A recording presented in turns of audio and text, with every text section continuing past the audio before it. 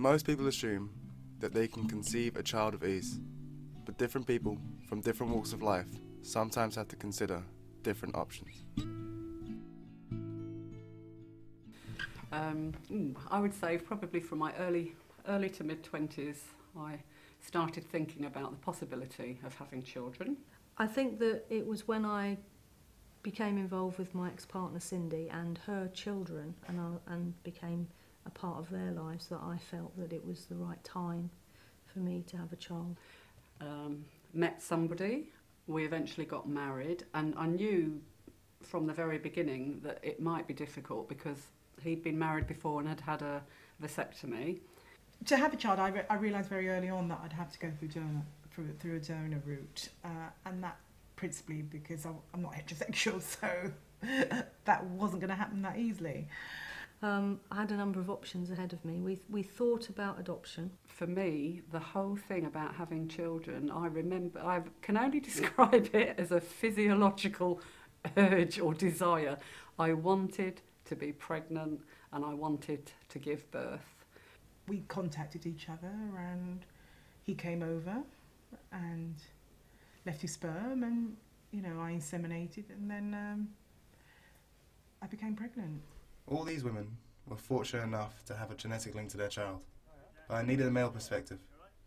So I went to Bristol to meet Chris, the father of 2 donor-conceived children, to get his opinion on the matter. So, I can't take you upstairs, obviously the kids are asleep, so Okay. this is our gaff. The photos on the wall, Yeah. who are they? So this is our family wall of fame.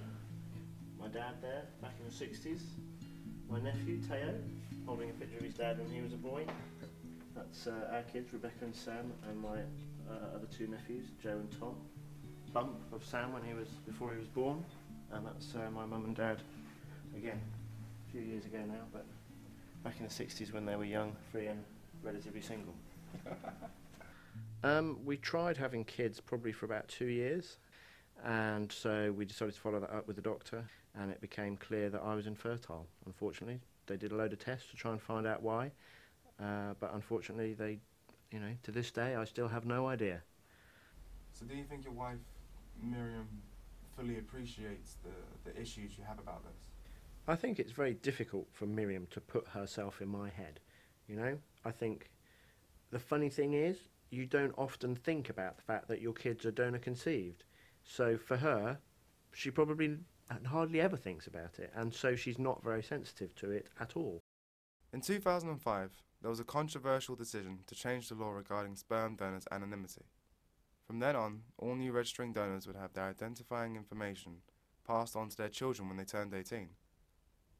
I was intrigued as to how families before 2005 with donor-conceived children felt about this. So do you have any misgivings towards the law change?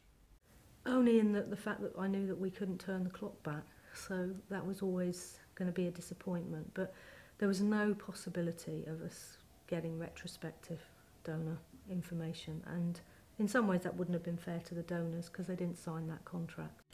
All the parents' responses towards the law change was the same. A mixture of sadness on behalf of their children, as they wouldn't be affected by the change, and pleased on behalf of the children that would be. However, through doing research for the documentary, I learned that a side effect to the law change was that anonymous donors from before 2005 could now register their details, enabling themselves to be contacted by their children. Everyone was unanimous in their approach to the law change overall, but how would they feel about this particular aspect? I'd feel mostly pleased, but I'd feel worried about the donor letting Dylan down. And I'd feel like I'd want to go and vet him first, but that wouldn't be, that's not my right to do that. But I'd feel like I wanted to go and just check him out and make sure he wasn't gonna, upset him. What a big thing to be able to put a face to a person, to find out a bit about them, their background, their name, whether the talents that my children have came from those donors, because they certainly don't think they came from me, so no, it'd be great. How would I feel if they met their donor?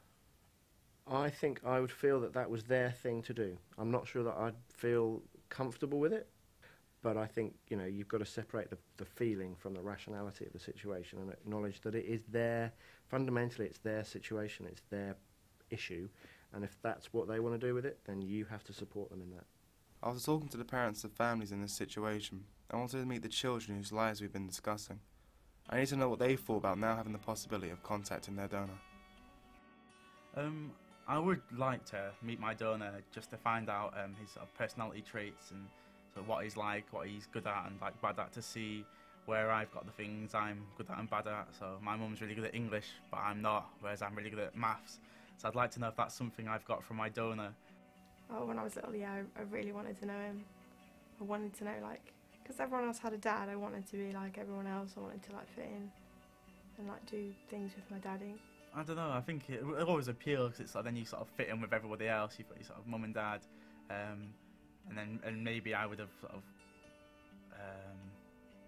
learned sort of more, like it's hard to explain, but like maybe it'd be like being taught how, like, the first time you shave, all that type of stuff, like I didn't get and just sort of did on my own. Joe's story of not having someone around to teach him how to shave really struck me. I wanted to know what male role models he and Ella had had within their childhoods. I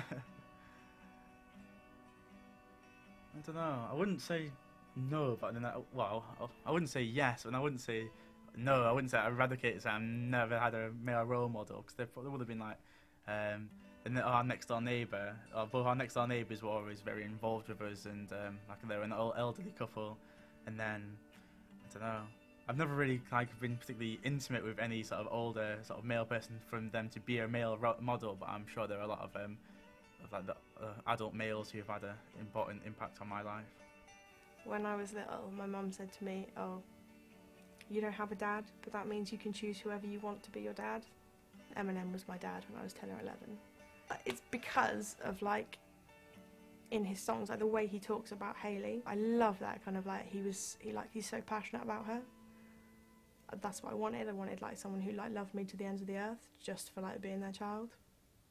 You know, these days families are a lot more complicated than they were 50 years ago. You know, any class, there's divorced parents, parents who are married with parents who've got separate kids and stepfathers, and, you know, it's a lot more complicated. Why would you, if you were happy and content and you knew that, like, yeah, you don't know your biological dad, but you had a good family. Not that I didn't have a good family. My family are awesome. If you have, like, a good family and you're, like, stable, then why would you try and make that, like, more complicated? I also think because he has such a close relationship with his brothers and they are so important to him, I don't think he feels the gap. I'd rather be here than not, so yeah, I think I'm quite happy with the way it's worked out.